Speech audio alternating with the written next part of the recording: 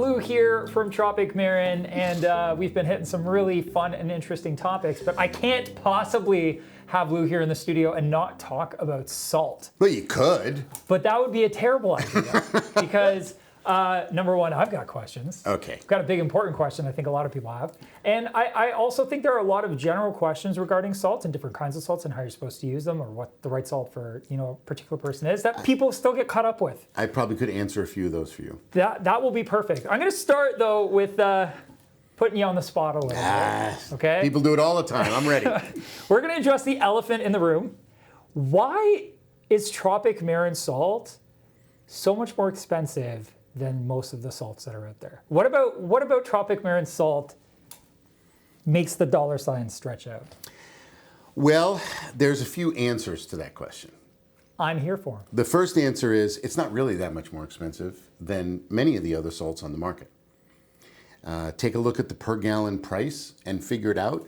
BRS did a wonderful study a few years ago that showed how what the salt box or bucket says that it's going to make isn't always the number of gallons that it actually makes. So if you look at how much the salt mix actually makes, then the price difference isn't so much. So that's the first one. That's the first one. Okay, keep going. There's more. The second one is way more important. Okay. And that is you get what you pay for. Salt is made with raw materials. Absolutely. Raw materials like sodium chloride, magnesium phosphate, trace elements. There's a bunch of potassium. There's a bunch of compounds that go into making the salt. Let's take sodium chloride as the example because it's the easiest thing to explain. Plus, it makes up about 70% of what's in your box of salt. So sodium chloride. We as a manufacturer go to a company to say, we want to buy sodium chloride. What do you have? And they send us a list of the different grades of sodium chloride that they have. Now, there's something on there called ungraded sodium chloride. Now, you live up here in Nova Scotia, so you guys probably get snow up here. Oh, yeah. And you probably use some salt to melt some of the ice on your driveway. Absolutely. That would be ungraded sodium chloride. Doesn't matter what it has in it. As long as there's some sodium chloride there, it's going to melt the ice. Right? Okay. Absolutely. Really cheap to buy because they mine that and put it in a bucket or box and send it to you. They don't do anything to it. There's no process. There's no process to it. All right? And then we're going to move up the grades a little bit, and you're going to get up into graded sodium chlorides. These are sodium chlorides that are more pure. There's less contaminants in them, all right? Let's go way up the list, all the way up to, say, food grade sodium chloride. This would be the salt you use on your table, right? Now, how do they get the sodium chloride from ungraded to be pure enough for it to be approved for you to eat and have it be food grade? Well, they refine it. And the refining process takes steam. Steam is expensive to produce. So it's going to cost you more money to get a more pure sodium chloride because the company had to spend money to refine that and get rid of some of those contaminants. Okay. The higher you go up that list, and then you get up into pharmaceutical grade, the higher you go up the list, the more expensive it gets because the more money the company put into refining that sodium chloride, making it more and more pure. Okay. Okay? So the cool thing about when you're talking about salt, sea salt prices, is that the more you're spending, you're actually spending that for what you're ensuring is not in the box than what is in the box. I want to clear up a couple of other little side questions here. Sure. One is formula. You can keep a successful reef tank with just about any formula from any of the salts that are on the market. You heard it. Okay? It's not about that. The price is not related to, I've heard people say, oh, it's more expensive because it has more stuff in it. Like more calcium or alkalinity. Yeah, whatever. That's usually not the case, all right? What is the case is that it's more expensive because it's made with more refined raw materials, okay? And the less contaminants you're going to introduce to the tank, and the less variable those contaminants are, the more consistent your results are going to be. So what you're paying for is a more consistent, more refined, less contaminants, more pure product. That's what you pay for. It is true that Tropic Marin salts all have all 70 trace elements in them that are found in natural seawater. However, we don't know what every single one of those trace elements do. Right. And some salts will use the wording all essential trace elements or all necessary trace elements. Those are the ones we know what they do? Those are the ones we know what they do. So we know what about 15 or 20 or 25 of those trace elements actually do. So when a company says all the necessary or all of the essential trace elements, they are probably talking about just those ones that we know what they actually do. Not the ones we haven't proven out. Not the ones that we haven't figured out yet what they do. Dr. Hans Biener, the guy that developed Tropic Marin salt 60 years ago, was very much convinced that whatever was in natural, clean seawater should be in his salt. Yeah, that sounds about right. And maybe we don't know exactly what those things do, but we'll find out someday what they do. And more importantly, if we can't prove that they do nothing, then that's true. They must do something. Well, probably do something. Yeah. There's probably a reason they're there. Yeah, and right? Either way, the corals have adapted to living in seawater that has those elements. So that makes perfect sense. So right on the Tropic Marin box or bucket, you'll see all 70 trace elements listed. We never say all of the essential or all of the necessary trace elements. We consider all natural seawater trace elements to be necessary. So it's redundant to say necessary at that point. Yeah. I can appreciate that. So that's what you pay for when you're, in general, when you're paying for a higher grade salt mix, you're paying for something that's made with cleaner, less variable raw materials. And that makes sense. That makes perfect sense. Also because I've mixed up a lot of different seawaters, a lot of different saltwater mixes, from like the cheapest stuff, like Instant Ocean is probably the very first one I ever used, Purple Bucket. Great fish only salt, right? by the way. Yeah, and all the way up, I don't know, I probably used 20 different salts at this point. And some salts that I've used have a higher propensity for leaving brown, crusty stuff on pumps or on the inside of my mixing container. And other salts, like Tropic Marin, for instance, I don't end up having that kind of stuff building up all the time. Yeah. And as soon as you mention the fact that this is all much more refined and there's things that aren't in it, you're literally paying to have less things in the salt that you don't want there, that made perfect sense. Everything lines up. And there are times when you'll mix even a batch of Tropic Marin up and you'll get a brownish residue sometimes. And that sometimes comes from, it always comes from iron and manganese. Right. Those things are something that can precipitate from time to time. I've seen it happen myself. Very rare, but it does happen.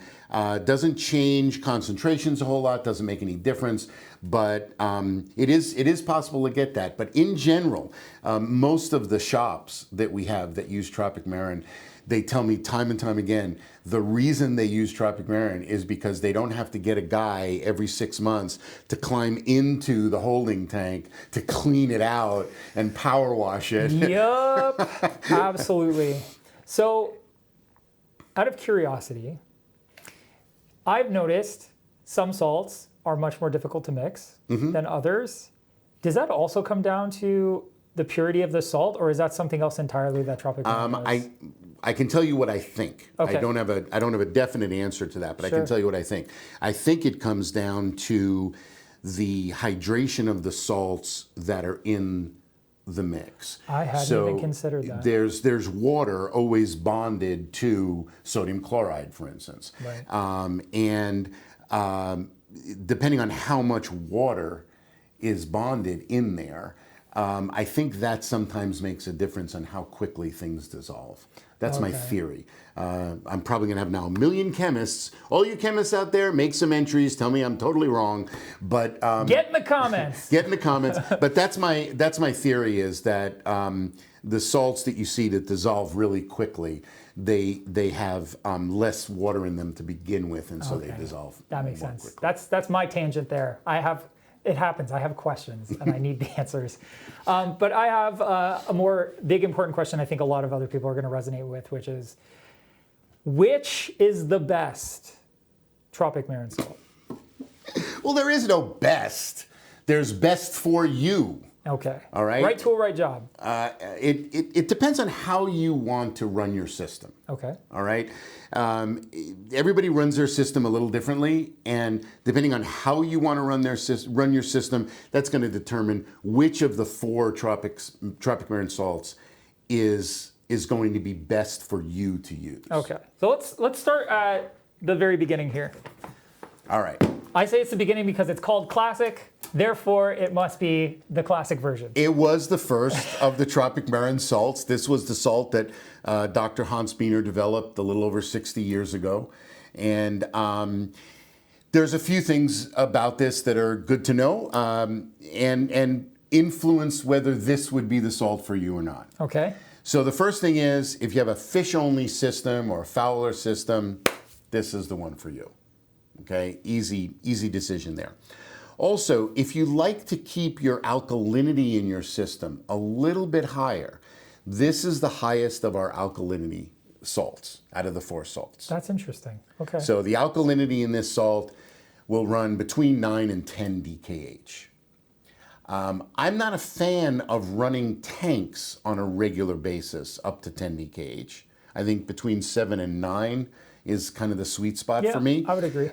But if you like to keep your tank on the upper end of that scale, of that range, Classic would be the way to go.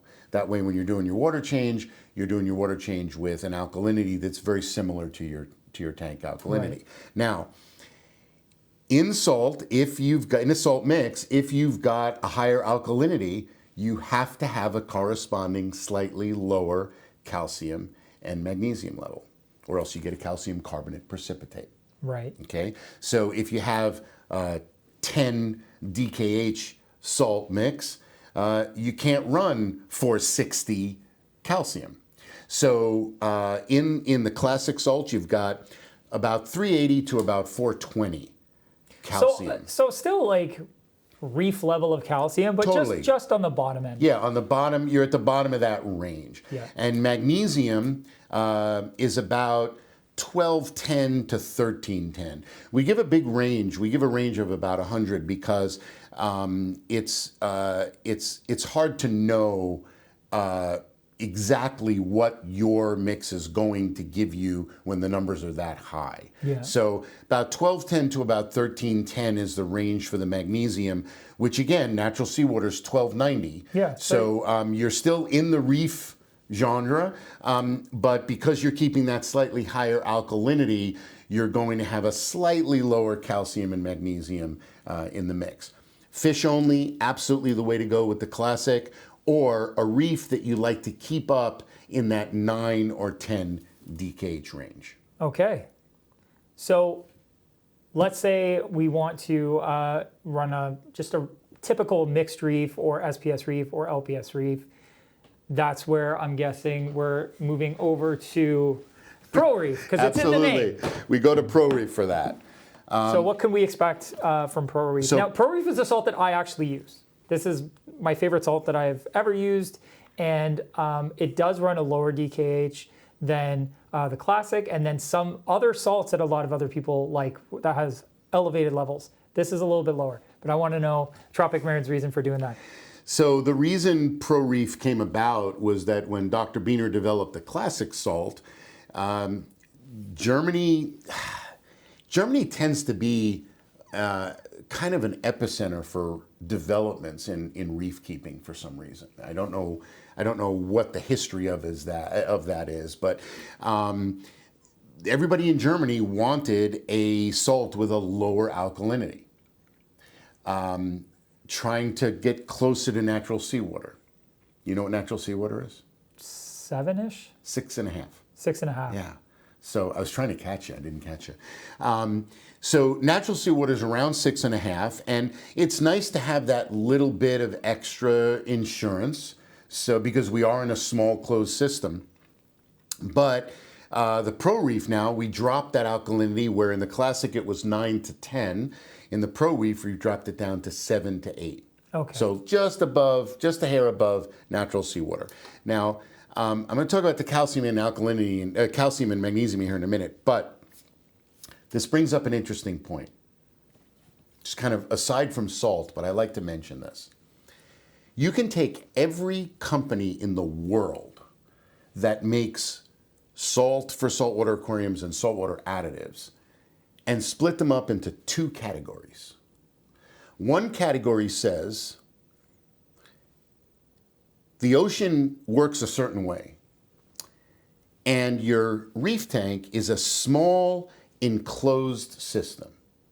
And because it's a small closed system, you need to do things in a reef tank very differently than the way it's done in the ocean. That's one of the approaches. The other approach, and this is the Tropic Marin approach, and this was Dr. Hans Biener's approach, is the ocean is a big, huge open system. Your tank is a small closed system, but even though it's a small closed system, you still need to try to do things as close to the way it's done in the ocean. And that's the Tropic Marin approach. Was originally the Dr. Hans Biener approach. So there was a lot of push to get the alkalinity down. And instead of going all the way to 6.5, here in the Pro Reef, you got 7 to 8 DKH. Now, because we lowered the alkalinity in the Pro Reef, we're able to put more calcium and magnesium in. So since we're talking about reefs and people keeping reef tanks, why not put it in there if we can? So you've got now a calcium level in here of 420 to 460, right? Natural seawater is about 420 to 440, somewhere around that. And a magnesium of 1300 to 1400. So a little bit more on the magnesium. So because that alkalinity is lower, we can put a little bit more calcium and magnesium in, and since we're talking about reef tanks, why not? This is our number one seller right here, Pro Reef. I can only imagine. It's a salt that I know a lot of people who've been using Pro Reef for a long time. Even when I got into the hobby like 20 years ago, Tropic Marin salt was at like the forefront. You know, your options were basically purple bucket, orange bucket, Tropic Marin. Yeah. And everybody wanted Tropic Marin, right?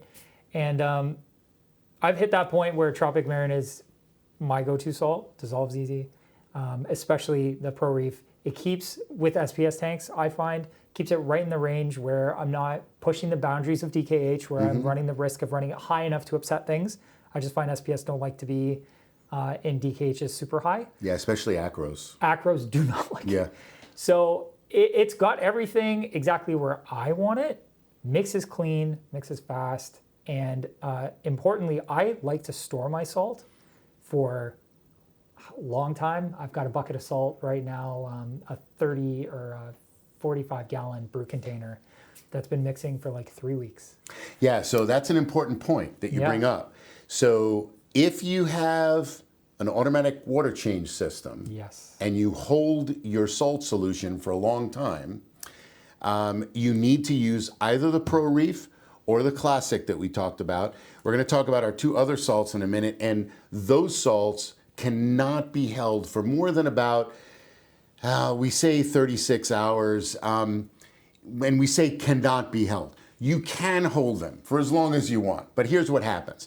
The other two salts, the bioactive salt and the symbiotic salt, have polymers in them for carbon dosing, small amounts. What do polymers do? Polymers chain up. That's what they're built to do.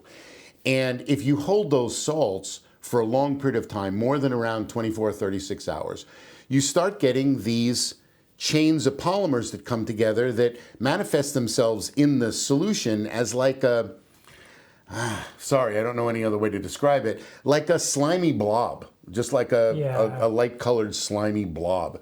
It doesn't hurt anything. It's not dangerous. You can still use the solution. It doesn't take anything away from it, but it just doesn't look really good. It's a little gross. It doesn't look really good. So if you've got an automatic water change system, you want to use the Classic or the Pro Reef. If you're one of these people that mixes stuff up and then does your water change within a day or so, you can use either of the other two salts. Perfect. So we've gone from the classic to the Pro Reef. Now, I'm most curious about these two because I'm the least familiar with bioactive and the symbiotic.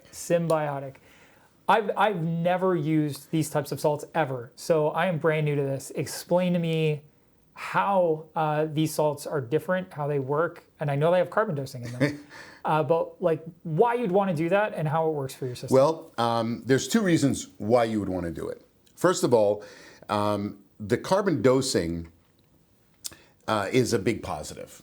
We talked in another video about carbon dosing, and it's a big positive. The cool thing is that our Reef Active product, which is one of our carbon dosing products, which is the most mild, gentlest form of carbon dosing that we do. The bioactive salt is absolutely the Pro Reef salt that we just talked about, plus we mix in the Reef Active. Okay. And since there is an organic component to this with the Reef Active, we also raise the alkalinity by 1 DKH. So in this salt, you've got 8 to 9 DKH instead of 7 to 8 that you have in the Pro Reef. And then you've got the same calcium, 420 to 460, the same magnesium, 1300 to 1400, because it is the Pro Reef salt with the Reef Active added to it. One thing that we found out was that if you're using the Pro Reef salt and adding the Reef Active manually, you get a great result. You get an even better result if it's mixed right in with your salt and you do it whenever you're doing water changes. No way. Now you're going to ask me why. Why? And I'm going to have to tell you, I don't know. It just works that way. I don't know why. But it does seem to have a slightly more positive effect if the Reef Active is mixed right into the salt. So that's why we did it. So is the purpose of carbon dosing right along with the salt to manage phosphate and nitrate? Yes, and to also make sure that that phosphate is extremely available to your corals. So would you use the salt if you're not carbon dosing along with carbon dosing? Is this... You can use it along with other carbon dosing. You can use the bioactive system, the bioactive salt if you're using the NP Bacto Balance or the Elima NP or the Plus NP. That doesn't prevent you. Just like you can use the Reef Active with any level of phosphate or with any of the other carbon dosing products, you can use the bioactive salt with any of the carbon dosing products. So I'm a reefer, and I'm like, all right, I got to pick a salt. Why would you steer me towards this one over the Pro Reef, for instance? You're doing water changes. You don't have an automatic water change system. Okay. So you're mixing up your salt. You're doing your water change within about a day or so. Sure. Okay. You've got corals that you want to do carbon dosing. Okay. Maybe your phosphates tend to run a tiny bit on the high side. Okay. That would be a good reason to use this. And as I said in the carbon dosing video, absolutely, we want to do carbon dosing no matter what. There's no reason not to do carbon dosing. There's no reason not to. So the only reason, there's more reason not to use bioactive because you've got an automatic water change system, right, than a reason that would steer you to want to use this when you wouldn't want to use one of your other salts. Right. I mean, this would be, this or the symbiotic, which is the next one we'll talk about, would be the salts that I would definitely use if I didn't have an automatic water change system. Okay. Okay, that makes perfect sense. So then what's the difference between the bioactive and the symbiotic? I'll get there in just one second. Okay. I got one more thing to say about this. When you mix up the classic salt or you mix up the Pro Reef salt, when it's all dissolved, it's crystal clear. Absolutely. Looks like just fresh water. It's one of my favorite parts of that salt. Looks like fresh water. Yeah. Okay. When you mix up the bioactive salt, because of the biopolymers in there, there's a little hazy cloudiness in there. And then when you do your water change, there's a little hazy cloudiness in the tank. But then look at your tank an hour later. It's way more clear than it ever has been because of those biopolymers. Okay. So just kind of make a mental note that if you're using the bioactive or the symbiotic salt, you're waiting for it to dissolve and get clear like the Pro Reef, and it's all dissolved. There's no particulate matter in there or anything, but you do see that little haze in there that never goes away until there's biological activity from the bacteria. Okay, that's a good disclaimer, because I would have assumed that it would have mixed up clear. All right, so now we have the bioactive, which is the Pro Reef salt, right, with one additional DKH, right? One additional point of DKH, 7 to 8 in the Pro Reef, 8 to 9 in the bioactive, and we've got the carbon dosing in this. Right. All right, now we have our symbiotic, where we start with the bioactive salt, just like we started with the Pro Reef to get the bioactive. For the symbiotic, we're starting with the bioactive salt. And now, in addition to those carbon dosing compounds, we're also adding probiotic bacteria for the digestive tracts of the vertebrates of the fish. So with the bioactive salt, you're promoting the health of the invertebrates. With the symbiotic salt, you're promoting the health of the invertebrates and the vertebrates. So if you've got a heavy fish load in your system, it's the symbiotic that you want to go to over the bioactive, because now you're really helping that probiotics of the digestive tracts of the vertebrates as well. Interesting. If you had like a jam-packed Fowler tank with like a bunch of angels and other crazy fish, you'd actually go to this. Yeah, totally. Oh man. Totally. And this, just because of the biopolymers, just like the bioactive salt, little bit of haziness for about an hour in the tank, and then it's super gone. Crystal clear. That's incredible. So I'm trying to wrap my head around the fact that the salt I use is going to actually help my fish digest things. So is it enzymes? Probiotics. Probiotics. Yeah. Okay. It's alive? Probiotics. Is it alive? No, but probiotics, just like you take probiotics for your digestive tract. I don't know if you do or not, but some people do. I eat yogurt. Well, there you go. It's same kind of thing. It's probiotics for the digestive tracts of the fish. And they're just going through respiration. I guess fish technically drink. Yeah. Yeah. They do drink. What they don't do is urinate, saltwater fish. Did you know that? Okay, it's Thomas and Lou from the Not So Future. We're just going to comment on what we're talking about. So we looked it up, and saltwater fish do pee. It just works a little bit differently. So we did look it up. We're not crazy. I'm going to let you listen to what we were saying still, but to clear it up, Lou, take it away.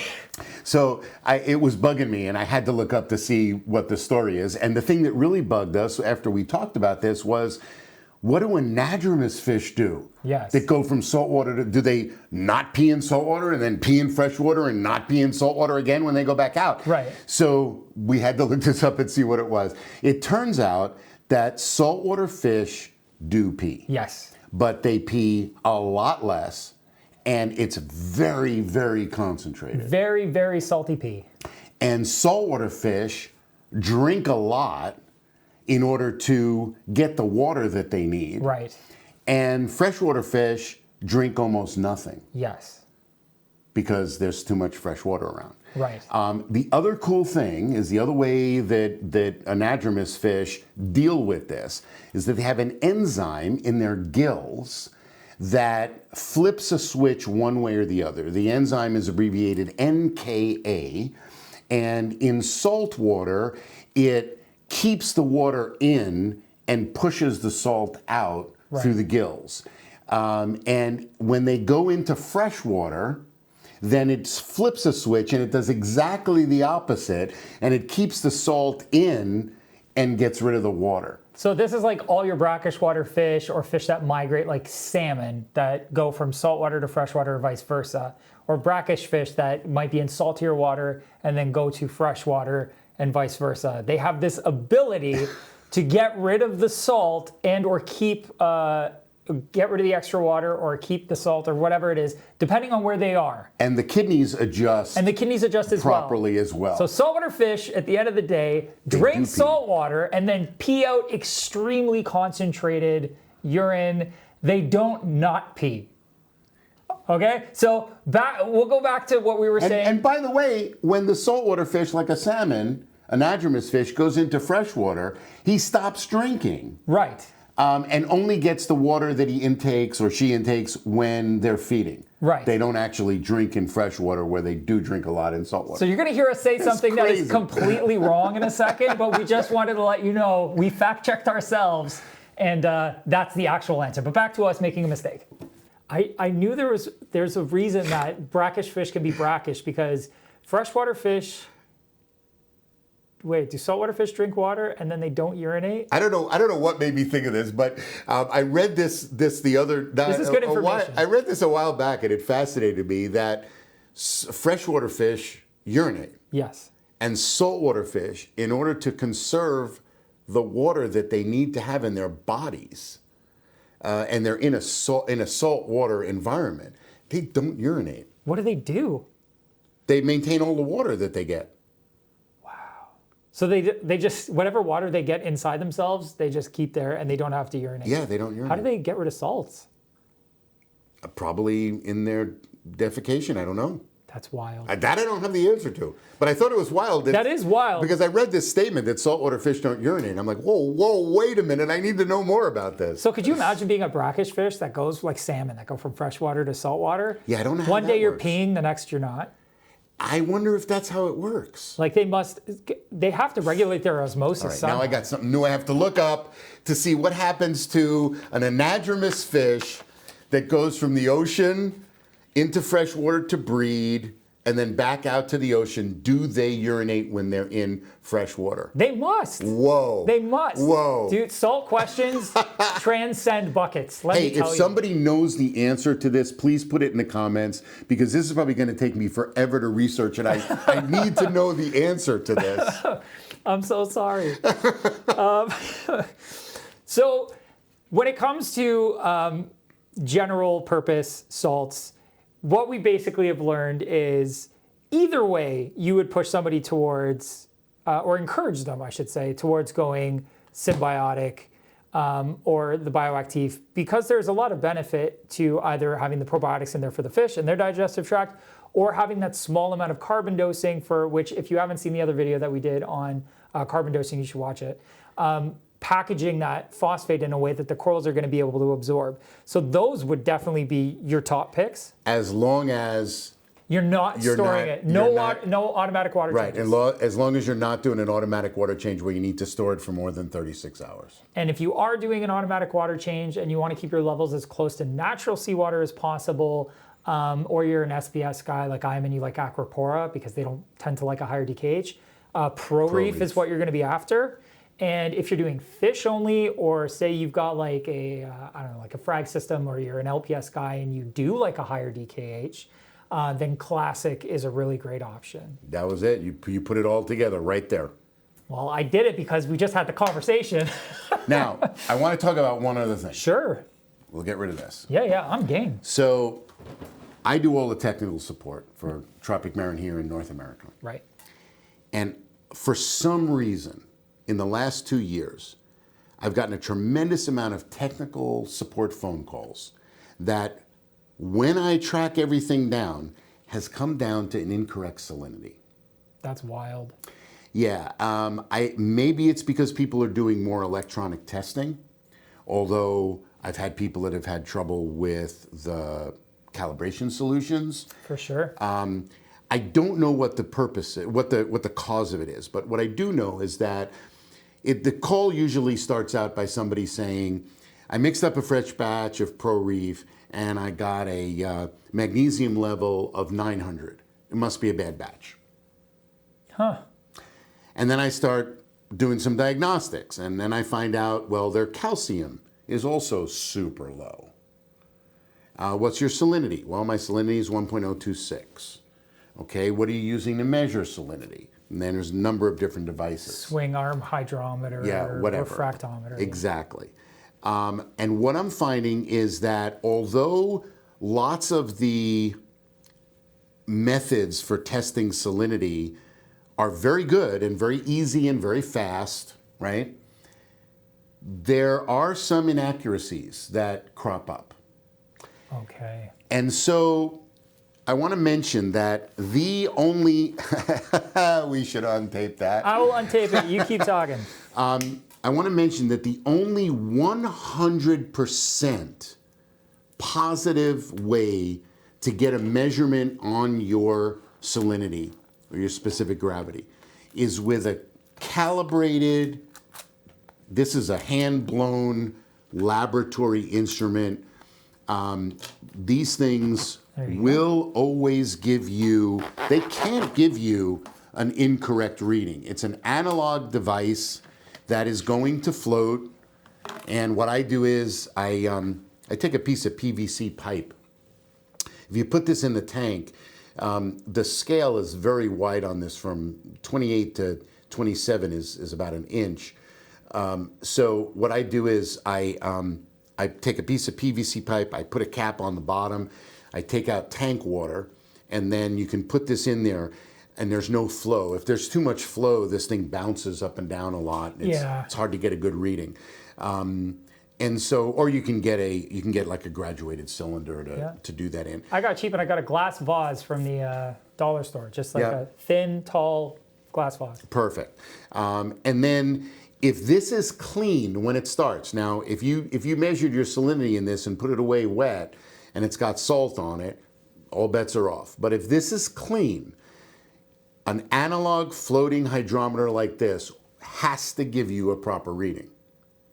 And in my opinion, you should always have one of these and have it available to check if you're getting anything weird result-wise from your refractometer or whatever type of thing you're using to test salinity. Test it with this, and then you know if you're calibrated correctly or not. It's funny that people don't think of this first, because when you, like with every heater or heater controller, I have always used a lab grade thermometer to check against the tools I'm using. So I have a good baseline that I know this is the correct temperature. I can test all of my temp probes across whatever pieces of equipment I'm using against that. That's my defining point. A refractometer is great. It's great because you can recalibrate them. All it takes is you dropping it one time, not even from far. You don't have to break it. You can just jostle it, and then you don't have the correct reading. But you're not going to know if you don't actually check. There are measuring devices that I really like and that I depend on. Yeah. But when you're getting any kind of a reading that's weird, you need to go to a good calibrated floating analog hydrometer. And the only reason I'm bringing this up is because 5 years ago I didn't get calls like that. Right. If somebody said your magnesium, I mixed up a batch, magnesium was super low, it would turn out to be something else that was the problem. Absolutely. And for some reason, in the last couple of years, this has cropped up time and time and time again, where it always ends up going, not always, but often ends up getting tracked back to a salinity issue. And it's funny because a lot of people wouldn't look at salinity. I think anytime somebody says I have low magnesium, I have low this, or this seems off, people automatically go to additive solutions. Like, I'm going to dose to fix the problem. They don't necessarily trend to going backwards to saying, how could this have happened in the first place? Yeah. Right? Like, if nothing else makes sense, why am I adding something? I should. So it's funny because this is not where people would go first. Going to salinity as a problem is probably the last place a lot of people are going. And there's another point about that is that, and this is the one that people miss totally, which is if that turns out to be your problem and your salinity measurement was off, remember that your tank is also off. And animals are very, very sensitive to rapid salinity change. So you don't want to do that quickly. If you find out that your salinity in your tank is super high or super low because of an inaccuracy in measurement, you want to take a good amount of time to correct that, because Osmotic pressure. Exactly. These animals live their lives by osmosis and diffusion. So if they're always equalizing whatever is inside them with what is outside of them. And so if you all of a sudden change what's outside of them drastically, you either force water into them and they engorge and blow up, or you force water out of them and they dry out. Yeah. So you want to make those changes in correction if it turns out that your tank is off very, very slowly. Yeah, to put it in perspective of how dangerous it can be, especially for invertebrates. Vertebrates are a little bit more tolerant. Yeah, vertebrates will be pretty tolerant. So one of the things people will often do, stores do all the time for managing ick in fish systems is run a hyposalinity. So you run your salinity lower at maybe 0.018 instead of 0.025 or 26 or 24 where we usually run our reefs. And what happens is the ick and other parasites go through osmotic shock and literally explode. Yep. So rapid salinity changes, and the only reason I know about osmotic pressure is because of having worked in a fish room once upon a time. Yeah, it is a dramatic and crazy thing to have happen. So yeah, you want to go good and slow whenever you're changing. Yeah, most of the livestock dealers, in fact, do that. Yeah.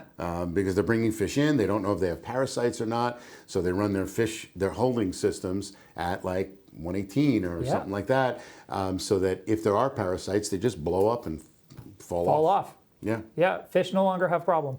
So it's not exactly a salt topic, but I wanted to bring it up just because I'm hearing so much of it these days. I don't know why I'm hearing so much of it, but I thought it'd be a good thing to bring up. Yeah, absolutely. So for example, this isn't even an expensive tool. This is very affordable. If you don't have one and you don't have a friend who has one, or you're not a part of a fish club that has access to one, I would highly consider getting one just to have on hand the same way I would have a calibrated scientific thermometer, because checking your salinity tools, the tools you're actually using to measure salinity against something known, is going to be really important for making sure you don't run into this issue ever. And it's such an easy thing to avoid, but it's also something that is so thought so little about that it's easy to fall into by accident. And you know, it might not happen to you now or in 10 months or in 3 years, but at some point your salinity measuring tool could be off, and you don't want to find out the hard way when things are starting to go downhill already, when like, how much, I don't even know, I know it's not expensive. This is what's going to save you from having that problem. It just makes the most sense to just have it on hand. You lose one coral because of a salinity issue, you paid for that thing. Oh, easily. Easily. So anyway, like I said, not exactly salt point, but something that I wanted to bring up just because I'm hearing so much. I really appreciate that, because there's a lot of things that people aren't talking about on the forums. There's certain things that take the limelight. New equipment takes the limelight. People love to discuss new equipment. People love to argue about their favorite way to accomplish a certain goal. Not a lot of people are talking about that one time that their refractometer was off and they screwed up their salinity. And the beginners will talk about it. Yeah. But us seasoned guys don't like discussing our failures, but it's sometimes the most important thing to do. And then having somebody like Lou who gets these questions all the time and ends up finding his way back to what the actual root cause was and being able to solve that, that is to our benefit, because then we don't have to make those mistakes. We can catch it now because somebody's actually decided to discuss it. So I really appreciate that, brother. Happy to do it. So what do you want to talk about next? Let's talk about what might be coming new. What's new? This is one of my favorite topics, by the way. The bleeding edge of things is always my favorite, because I get to play with a lot of gear. Is it bleeding edge or leading edge? Both. Oh, we're going to bleed right at the lead. Yeah, we're going to be so far on that edge, so I'm going to just be bleeding in anticipation. I think he's going to be off the edge. So you can check out that video where we're going to discuss everything that's new and up and coming, what we should be looking for next in the hobby, and what's exciting in this video right here. Check it out.